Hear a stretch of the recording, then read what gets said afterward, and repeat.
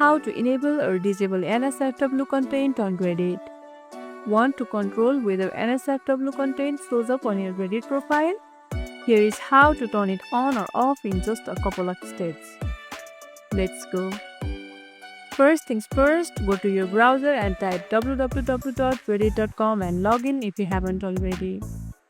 Click your profile icon and select Profile. Now click Update or Edit Profile. Scroll until you see Curate Your Profile. Now toggle Show All NSFW posts and comments on to enable or off to disable. Changes save automatically. On mobile app, open the Reddit and log in. Tap your profile icon, then select View Profile. Tap Edit Profile.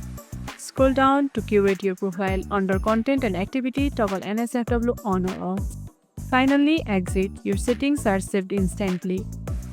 Tip: NSFW settings here only control your profile visibility. You may still see NSFW posts in communities you have joined. Community moderators and users you interact with can still see your profile activity. And that's it. You have now learned how to manage NSFW content on Reddit, quick and easy.